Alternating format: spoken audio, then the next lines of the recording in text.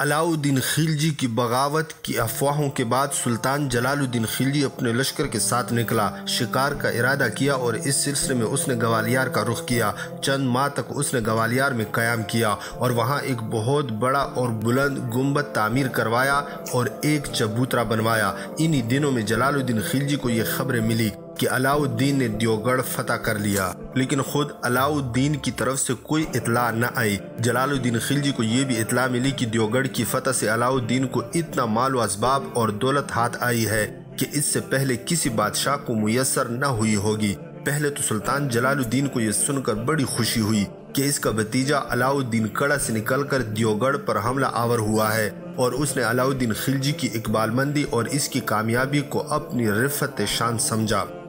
لیکن جلال الدین کے وہ مقربین جو عاقبت اندیش اور بالغ نظر تھے، ان کی نگاہیں کچھ اور ہی دیکھ رہی تھی۔ انہیں یہ معلوم تھا کہ جلال الدین کی بیوی اور علاؤالدین میں رنجش ہے، اور اس کے علاوہ یہ امر بھی ان کی نگاہوں میں تھا کہ علاؤالدین نے بادشاہ کی اجازت لیے بغیر دکن کی مہمات کو سر کر کے کثیر دولت حاصل کی ہے۔ ان لوگوں کو یقین تھا کہ اس دولت کی وجہ سے علاؤالدین جلال الدین کے خلاف بغاوت بھی کھڑی کر سکتا ہے، لیکن وہ اپنے ان خیالات کا اظہار بادشاہ کے سامنے نہ کر سکتے تھے۔ گوالیار میں ایک روز جلال الدین خلجی نے اپنے سارے مصاحبوں، مشیروں اور امراء کو اپنے پاس جمع کیا اور ان سے مشورہ کیا کہ اس کا بھتیجا علاؤالدین دیوگڑھ سے اس قدر مال و دولت اور ساز و سامان لے کر آ رہا ہے، اس موقع پر مجھے کیا کرنا چاہیے؟ اپنی جگہ پر خاموش رہنا چاہیے یا آگے بڑھ کر اس کا استقبال کرنا چاہیے؟ بادشاہ کے اس استفسار پر پہلے سب نے مشورہ کیا، پھر بادشاہ کو جواب دینے کے لیے ملک حبیب کا انتخاب کیا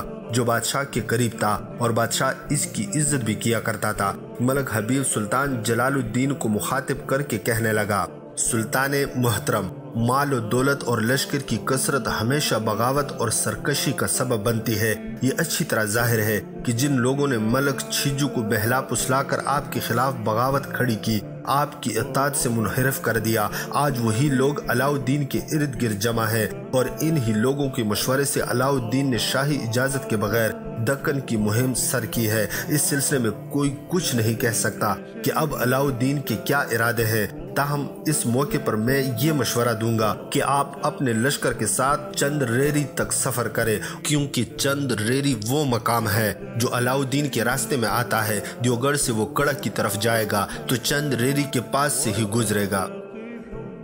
جب علاؤالدین کو شاہی لشکر کے آنے کی خبر ملے گی تو وہ کوئی غلط قدم نہیں اٹھائے گا، اس لیے کہ اس کا لشکر دور دراز سرزمینوں کی مہم سر کر کے واپس آ رہا ہوگا، اور سارا لشکر دولت اور مال و اسباب سے لدا پدا ہوگا۔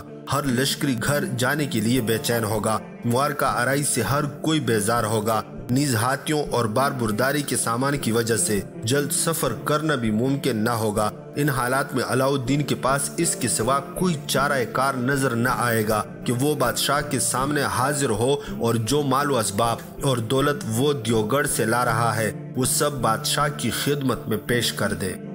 حبیب احمد اپنی بات کو آگے بڑھاتا ہوا پھر کہہ رہا تھا، سلطان محترم، آپ کو چاہیے کہ نقد دولت اور ہاتھیوں کو خود قبول کر لے، کیونکہ یہ چیزیں شاہی لوازمات میں سے ہیں۔ بقیہ تمام مال و اسباب اور اشیاء علاؤالدین کو بخش دینی چاہیے۔ اس کے بعد آپ کے لیے یہ مناسب ہوگا کہ وہ ملک چھیجو اور دوسرے فتنہ بردار لوگ جو اس وقت علاؤالدین کے گرد جمع ہیں علیحدہ کر دیے جائیں، اور ایسے لوگوں کو دور دراز کی سرزمینوں میں جلا وطن کر دیا جائے اور علاؤالدین کی جاگیر میں معقول انتظام کر کے اس سے مطمئن کر دیا جائے۔ اس کے بعد سلطان محترم، آپ کو چاہیے کہ علاؤالدین کو آپ کڑہ جانے کی اجازت دے دیں اور پسند کریں تو اپنے ساتھ دہلی میں لے جائیں، لیکن ایک بات کا خیال رہے کہ آپ کی بیوی اور علاؤالدین کی ناراضگی سب لوگوں میں مشہور ہے، اس سلسلے میں آپ بھی باخبر ہیں۔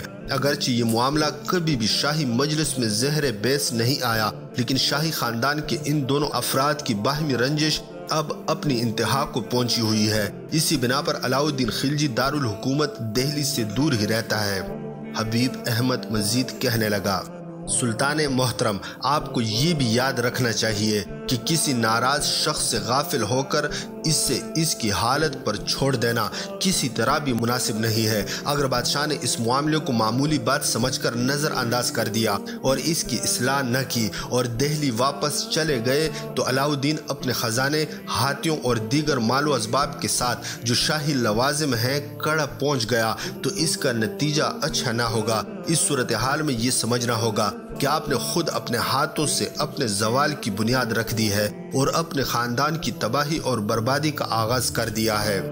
حبیب احمد جب خاموش ہوا تب سلطان جلال الدین خلجی کا ایک اور سالار فخر الدین کوچی سلطان کو مخاطب کر کے کہنے لگا، ابھی تک یہ بات پوری طرح پایہ تحقیق کو نہیں پہنچی کہ علاؤالدین اس طرف آ رہا ہے اور یہ کہ اس کے پاس بہت سا مال و دولت اور اسباب ہے، اس لیے جب تک ان معاملات کی پوری تحقیق نہ ہو جائے اس وقت تک اس سلسلے میں غور و فکر کرنا بالکل بیکار ہے، اور جب ان خبروں کی تصدیق ہو جائے تو ہم اپنے لشکر کے ذریعے اسے راستے میں ہی روک دیں گے، کیونکہ علاؤالدین نے بغیر شاہی اجازت کے دیوگڑھ پر حملہ کیا ہے، اس لیے وہ ہماری لشکر کشی سے خائف ہو کر جہاں تک پہنچ گیا ہوگا وہیں سے پلٹ جائے گا اور جدھر منہ اٹھے گا وہیں جا کر قیام پذیر ہو جائے گا۔ اس برسات کے موسم میں اس کا تعاقب کرنا مناسب نہ ہوگا، لہٰذا وہ جہاں جائے اسے جانے دینا چاہیے۔ مشہور مثل ہے کہ پانی تک پہنچنے سے پہلے جوتا نہیں اتارنا چاہیے، ہمیں بھی اس طرح عمل کرنے کی ضرورت ہے۔ اگر علاؤالدین مال و اسباب کے ساتھ کڑا پہنچ گیا اور اس کی بدنیتی ثابت ہو گئی تو ہم ایک ہی حملے میں اس کا کام تمام کر کے رکھ دیں گے۔ فخر الدین کوچی کے یہ الفاظ سن کر حبیب احمد بڑا خفا ہوا اور اس سے مخاطب کر کے کہنے لگا، خدا کے لیے ضرورت سے زیادہ تن آسانی سے کام نہ لو ورنہ وقت ہم لوگوں کو دھوکہ دے جائے گا۔ مجھے سب سے پہلے تم یہ بتاؤ کہ جب علاؤالدین بادشاہوں کی طرح شان و شوکت کے ساتھ کڑا پہنچ کر لکھنوتی پر حملہ کرے گا تو کیا تم اس وقت اس کے مقابلے میں کامیاب ہو جاؤ گے؟ ملک حبیب کی یہ ساری باتیں سلطان جلال الدین خلجی بڑے غور سے سنتا رہا اور اس کی باتوں کو اس نے ناپسند کیا اور اس سے رنجیدہ خاطر ہوا اور اس سے خود غرض کے لقب سے مخاطب کر کے کہنے لگا، تم تو ہمیشہ ہی علاؤالدین سے بدگمان رہتے ہو، میں نے اسے اپنی آغوش میں پالا ہے اور ہمیشہ اسے اپنا بیٹا سمجھا ہے، یہ تو ہو سکتا ہے کہ میرے حقیقی بیٹے میرے مقابلے میں اتر سکتے ہیں، لیکن یہ ناممکن ہے کہ علاؤالدین مجھ سے بغاوت کرے۔ سلطان جلال الدین خلجی کی زبان سے یہ کلمات سن کر حبیب احمد بہت رنجیدہ ہوا اور بادشاہ کے پاس سے اٹھ کر باہر چلا گیا۔ باہر نکل کر حبیب احمد نے سلطان جلال الدین کی حالت پر بڑا افسوس کیا اور دل ہی دل میں کہنے لگا، یہ احمق بادشاہ خود ہی اپنے لیے گھڑا کھود رہا ہے، خدا جانے اس کا انجام کیا ہو۔ حبیب احمد کے اٹھ کر جانے کے بعد جلال الدین نے فخر الدین کوچی کی بہت تعریف کی اور ملک حبیب احمد کی تجویز پر عمل کرنے کے بجائے اس نے فخر الدین کوچی کا کہا مانا اور اپنے لشکر کے ساتھ وہ دہلی کی طرف کوچ کر گیا۔ ابھی جلال الدین خلجی دہلی پہنچا ہی تھا کہ کڑا سے علاؤالدین کا ایک خط آیا۔ اس خط کا مضمون کچھ اس طرح تھا، میں 31 ہاتھی، تمام قیمتی گھوڑے اور گراں قدر ساز و سامان، جواہرات اور ریشمی کپڑے وغیرہ جو کہ دیوگڑھ سے میرے ہاتھ لگے ہیں بادشاہ کی خدمت میں پیش کرنا چاہتا ہوں، چونکہ میں ایک مدت سے حضور سے جدا ہوں، دوری اور راستوں کے بند ہو جانے کی وجہ سے سلسلہ مراست بھی منقطع رہا، اس لیے میں اور میرے ساتھی شاہی عقاب کے خوف سے بڑے پریشان ہیں۔ اگر سلطان خود اپنے قلم سے ایک فرمان میرے اور میرے ہم سفروں کے نام لکھ کر بھجوا دے تو بڑی عنایت ہوگی، اس کے بعد میں بڑے شوق سے سلطان محترم کی خدمت میں حاضر ہو کر تمام مال و اسباب اور دولت حضور کے قدموں میں پیش کر دوں گا۔ جلال الدین خلجی نرم مزاج بادشاہ تھا، علاؤالدین خلجی کی سیاست کو سمجھ نہ پایا، اس کی مکاری کے دام میں بری طرح پھنس گیا۔ دوسری طرف علاؤالدین خلجی سلطان بننے کے خواب دیکھ رہا تھا، وہ لکھنوتی جانے کی تیاری میں مصروف تھا۔ اس نے اپنے ایک سالار ظفر خان کو عہد بیچ کر کشتیاں مرتب کروانے کا کام شروع کروا دیا۔ علاؤالدین کا ارادہ یہ تھا کہ جب سلطان جلال الدین خلجی کڑا کے سفر کے لیے روانہ ہو تو وہ خود لکھنوتی پہنچ کر جلال الدین خلجی کی مخالفت کا اعلان کر دے گا۔ سلطان جلال الدین خلجی کو جب اپنے بھتیجے علاؤالدین خلجی کا خط ملا تو اپنی نرم مزاجی اور رحمدلی کی وجہ سے علاؤالدین کے خلاف جس قدر اس کے شکوے تھے جاتے رہے۔ عمران علاؤالدین کے متعلق جن جن خدشات کا اظہار کیا تھا وہ بھی رفع ہو گئے۔ اس کے بعد جلال الدین نے علاؤالدین کی خواہش کے مطابق ایک محبت برا فرمان لکھ کر اپنے دو خاص خدام کے ہاتھ علاؤالدین کے پاس کڑا شہر کی طرف روانہ کیا۔ یہ دونوں قاصد جب کڑا پہنچے تو انہیں معلوم ہوا کہ علاؤالدین تو اپنے چچا جلال الدین کے خلاف بالکل باغی ہو رہا ہے اور اس کے تمام ساتھیوں کی حالت بھی اس جیسی ہے۔ وہ سب ہی جلال الدین خلجی کے خلاف ہو چکے تھے۔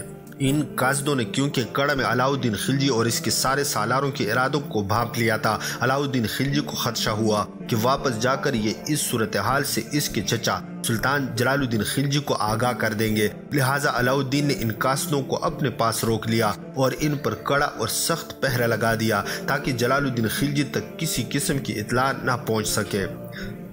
ان قاصدوں کے واپس نہ آنے کی وجہ سے جلال الدین خلجی اپنے بھتیجے علاؤالدین خلجی سے متعلق اصل حالات سے بالکل بے خبر رہا۔ اس دوران علاؤالدین خلجی کا بھائی الماس بیگ جو ان دنوں دہلی میں جلال الدین خلجی کے پاس ہی قیام کیے ہوئے تھا، وہ علاؤالدین خلجی کی ترجمانی کرتا رہا۔ الماس بیگ اپنے بھائی علاؤالدین خلجی کی طرح ہی سلطان جلال الدین خلجی کا داماد بھی تھا۔ اپنے بھائی علاؤالدین خلجی کی وکالت کرتے ہوئے یہ الماس بیگ سلطان جلال الدین خلجی کے دل میں اپنے بھائی علاؤالدین خلجی کی محبت کے نقوش گہرے کرتا رہا۔ وہ بادشاہ سے بار بار کہتا، سلطان سے علاؤالدین خلجی کی ناراضگی بہت مشہور ہو گئی ہے، اس لیے مجھے خوف ہے کہ کہیں میرا بھائی ندامت کی وجہ سے خودکشی نہ کر لے۔ اس لیے کہ سلطان کی اجازت کے بغیر وہ دیوگڑھ پر حملہ آور ہوا اور وہاں سے کوئی خط بھی اس نے سلطان کے نام ارسال نہ کیا، اور وہ یہ بھی کہتا کہ یہ معاملہ خود علاؤالدین کے نزدیک ایک بہت بڑا جرم ہے۔ الماس بیگ کی ان باتوں کا بادشاہ پر بہت اثر ہوا۔ انہی دنوں علاؤالدین خلجی کا ایک خط اپنے بھائی الماس بیگ کے نام دہلی پہنچا جس میں اس قسم کے خیالات بیان کیے گئے تھے۔ اس نے خط میں لکھا تھا، مجھ پر بادشاہ کے اس قدر احسانات ہیں کہ اگر میں انہیں لکھنا بھی چاہوں تو لکھ نہیں سکتا۔ بادشاہ میرا چچا ہی نہیں بلکہ باپ بھی ہے اور میری جان کا مالک بھی ہے۔ بادشاہ کی ناراضگی کی وجہ سے زندگی میرے لیے ایک عذاب بن کر رہ گئی ہے۔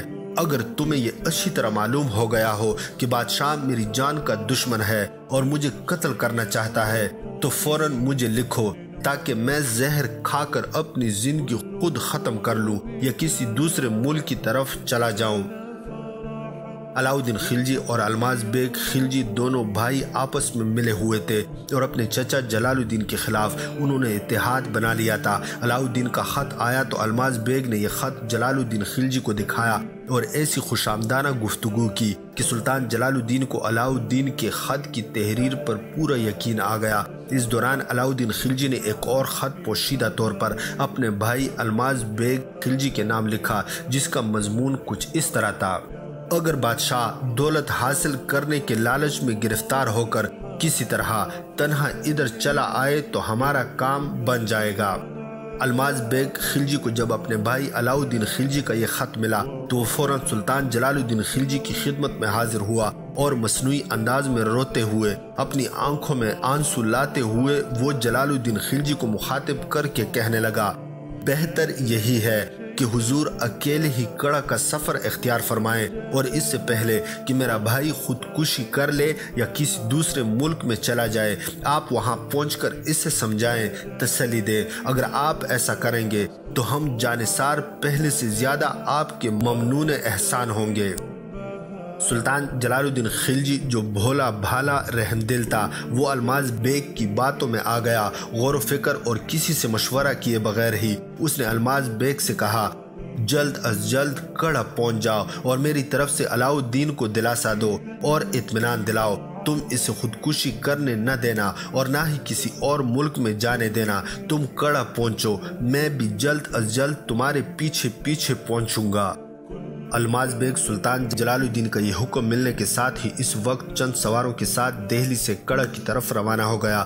کڑا پہنچ کر دونوں بھائیوں کی ملاقات ہوئی۔ الماس بیگ نے علاؤالدین کو مبارکباد دی کہ خدا کا شکر ادا کرنا چاہیے کہ ہمارے تیر نشانے پر بیٹھے ہیں۔ الماس بیگ نے کڑا پہنچ کر جب سلطان جلال الدین کی پوری کیفیت علاؤالدین سے کہی تو علاؤالدین کی خوشی کی کوئی انتہا نہ تھی۔ اس نے الماس بیگ سے مشورہ کیا اور دونوں بھائیوں کے درمیان یہ طے پایا کہ سلطان جلال الدین خلجی مال و دولت کے لالچ میں ضرور اکیلا ہی یہاں آئے گا۔ مناسب یہی ہے کہ سب سے پہلے سلطان کا کام تمام کر دیا جائے، اور جب سلطان کے مارے جانے کے بعد اس کا بڑا بیٹا ارکلی خان تخت نشین ہو کر ملکی انتظامات کی طرف متوجہ ہوگا تو ہم دونوں بھائی لکھنوتی پر لشکر کشی کر کے بنگال پر قبضہ کر لیں گے۔ اس کے بعد اپنی طاقت اور قوت میں اضافہ کرتے ہوئے دہلی کا رخ کریں گے اور تخت و تاج کے مالک بن جائیں گے۔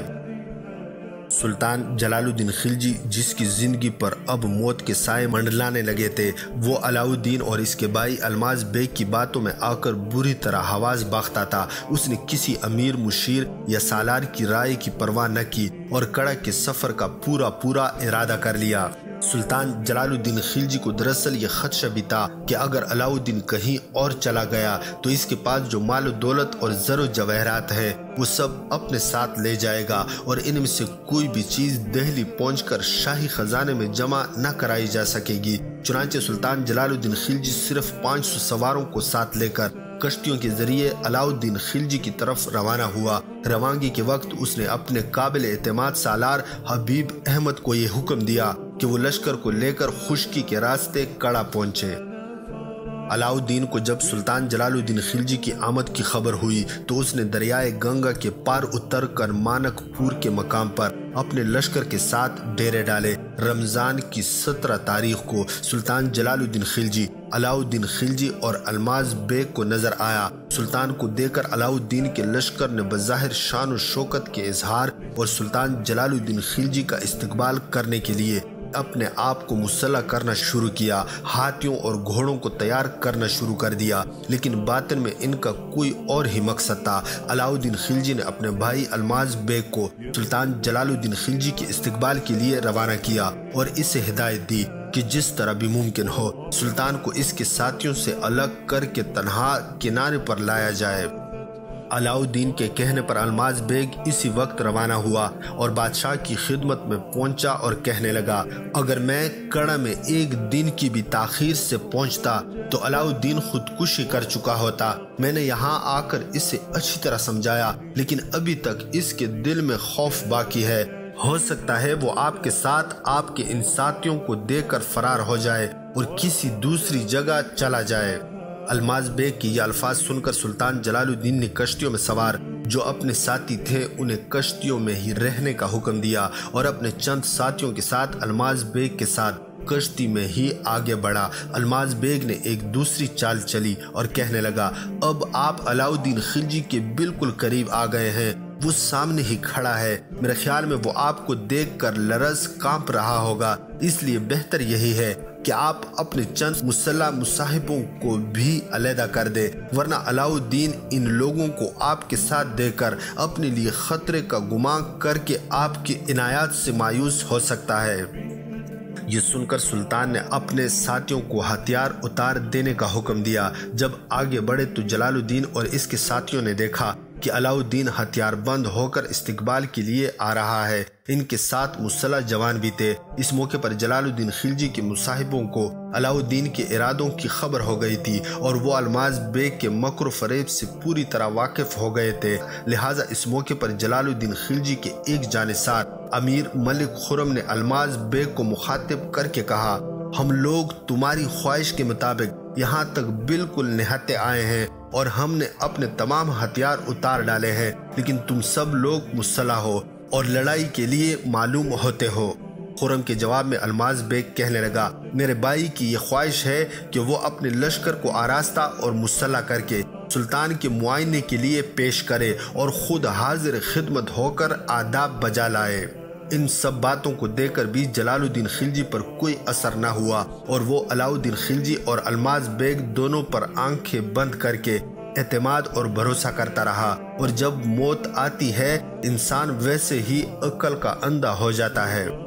اس موقع پر الماس بیگ پوری چالاکی اور عیاری سے کام لے رہا تھا اور اس کی اس چالاکی اور عیاری کو جلال الدین خلجی سمجھ نہ سکا۔ کہتے ہیں اس موقع پر سلطان جلال الدین خلجی نے شکایت آمیز انداز میں یہ جملہ کہا تھا، میں تو اس قدر دور دراز کا سفر طے کر کے آیا ہوں، ساتھ ہی میں روزے سے بھی ہوں اور علاؤ الدین سے ملنے آ رہا ہوں، لیکن اس سے اتنا بھی نہ ہو سکا کہ کشتی میں بیٹھ کر تھوڑی دور تک میرے استقبال کے لیے ہی آ جاتا۔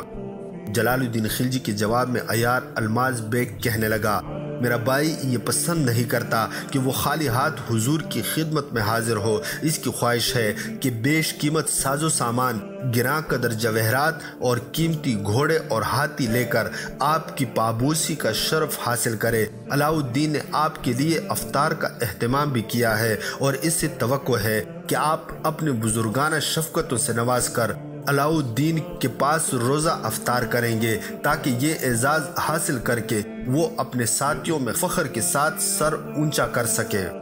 کشتی میں بیٹھے ہی بیٹھے الماس بیگ اور اپنے دوسرے ساتھیوں کے ساتھ جلال الدین خلجی ساحل پر اس جگہ آیا جہاں علاؤ الدین خلجی اپنے لشکر کے ساتھ موجود تھا۔ کہتے ہیں جس وقت کشتی کنارے پر پہنچی، اس وقت سلطان جلال الدین خلجی قرآن مقدس کی تلاوت کر رہا تھا۔ عصر کا وقت تھا، کشتی کنارے سے لگی۔ سلطان جلال الدین خلجی کشتی سے اترا۔ علاؤ الدین نے آگے بڑھ کر سلطان کا استقبال کیا اور اس کے قدموں پر اپنا سر رکھ دیا۔ جلال الدین نے پیار سے اس کے گال پر ہلکی سی چپت لگائی اور بڑے لطف آمیز لہجے میں کہنے لگا، میں نے تجھے بڑے پیار اور لاڈ سے پال پوس کر اتنا بڑا کیا ہے اور اپنے حقیقی بیٹوں سے زیادہ تجھے عزیز رکھا۔ تیرے بچپن کی بو ابھی تک میرے کپڑوں سے نہیں گئی، پھر بھلا تیرے دل میں یہ خیال کیسے پیدا ہو گیا کہ میں تیرے خلاف ہوں اور تیرا برا چاہتا ہوں؟ یہ کہہ کر جلال الدین نے علاؤ الدین کا ہاتھ پکڑا اور اس سے لے کر آگے بڑھا۔ علاؤ الدین نے اس موقع پر ان لوگوں کو اشارہ کیا جنہیں اس نے سلطان جلال الدین کا کام تمام کرنے کے لیے مقرر کیا تھا۔ سمانہ شہر کے رہنے والے ایک ذلیل لشکری نے جس کا نام محمود بن سالم تھا، آگے بڑھ کر سلطان جلال الدین پر تلوار کا ایک وار کیا۔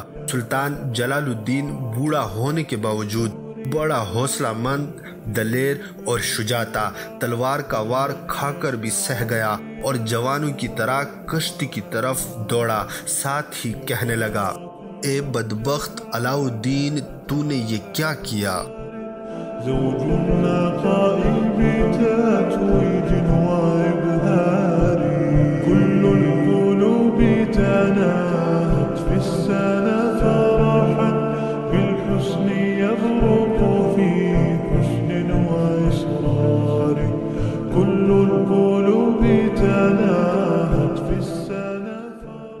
ابھی سلطان جلال الدین خلجی کشتی تک پہنچا بھی نہ تھا کہ علاؤ الدین خلجی کا ایک اور سردار اختیار الدین اس کی طرف لپکا۔ حالانکہ اختیار الدین پر سلطان جلال الدین کی بڑی مہربانیاں تھی، لیکن وہ بھی نمک حرامی پر اترا ہوا تھا۔ اختیار الدین نے بادشاہ کو پچھاڑ کر اس کا سر کاٹ لیا۔ اس وقت سورج غروب ہونے کے قریب تھا۔ بادشاہ کا سر لے کر اختیار الدین علاؤ الدین کی خدمت میں حاضر ہوا۔ سلطان جلال الدین خلجی کے وہ ہمراہی اور ساتھی جو کشتی میں اس وقت بیٹھے ہوئے تھے، انہیں بھی علاؤ الدین خلجی کے مسلح جوانوں نے موت کے گھاٹ اتار دیا تھا۔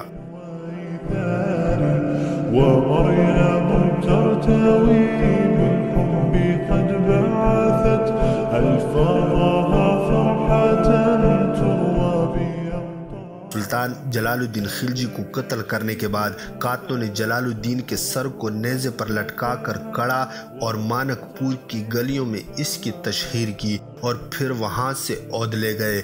گویا یہ قاتل لوگوں کو سلطان جلال الدین کا کٹا ہوا سر دکھا کر یہ کہنا چاہتے تھے کہ ایسے شخص کی یہی سزا ہے جو اس بے وفا دنیا پر فدا ہو، اولاد اور رشتہ داروں سے قوت حاصل کر کے ہزاروں مشکلوں سے ان کی دیکھ بھال کرے اور اپنا خون جگر پلا پلا کر ان کو پالے پوسے، اور پھر جو شخص ہزار ہاتھ تمناؤں کے ساتھ لالچ اور ہرس کی زمین میں پھولوں کا بیج بوتا ہے، وہ پھول کی جگہ کانٹے ہی چنتا ہے، اور جو شخص بھی اس دنیا سے نیکی کی امید رکھتا ہے، اس کی آنکھوں میں جفاؤں اور بے وفائیوں کی دھول جھونکی جاتی ہے۔ جو شخص اپنے ہاتھوں سے برائی کے دروازے کو کھٹکھٹاتا ہے، وہ ایک لمحے کے لیے بھی آرام سے سو نہیں سکتا۔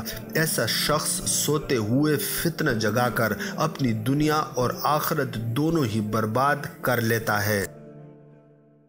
بہرحال سلطان جلال الدین خلجی کا تاج علاؤالدین خلجی کے سر پر چلا گیا۔ اس کی تخت نشینی کی منادی کرا دی گئی۔ علاؤالدین خلجی کے تمام ساتھی جو جلال الدین کے قتل کی سازش میں شریک تھے بہت جلد اس خون ناحق کی سزا میں بری طرح موت سے ہمکنار ہوئے۔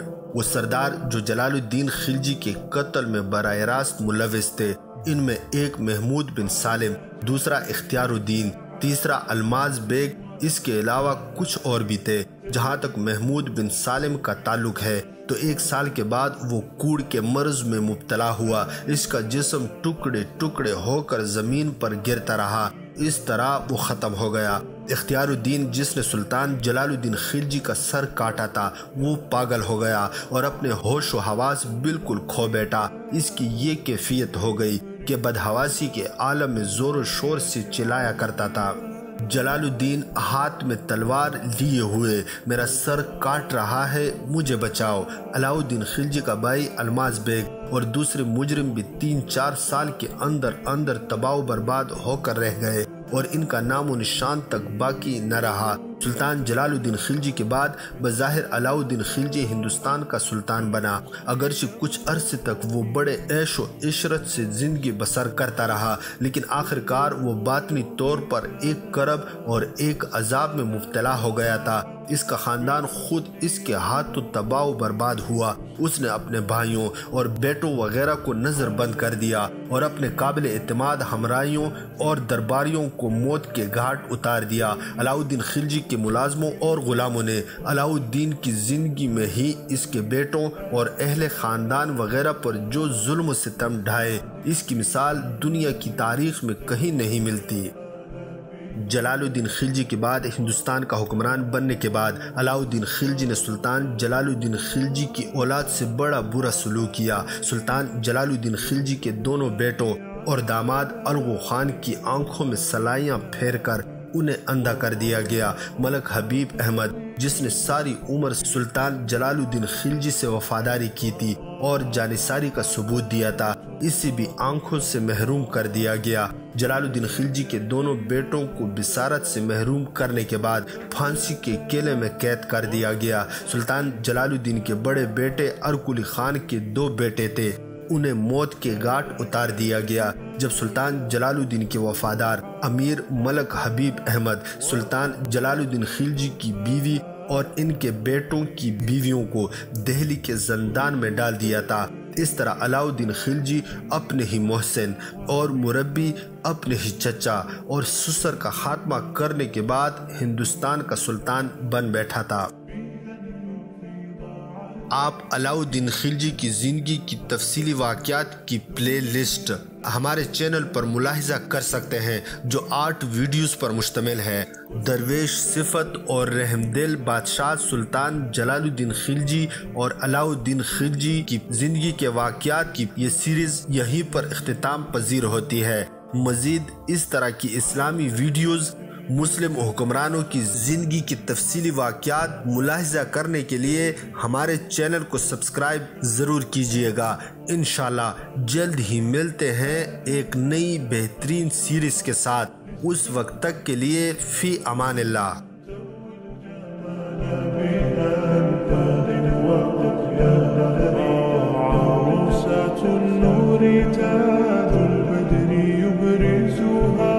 نجما يشع بها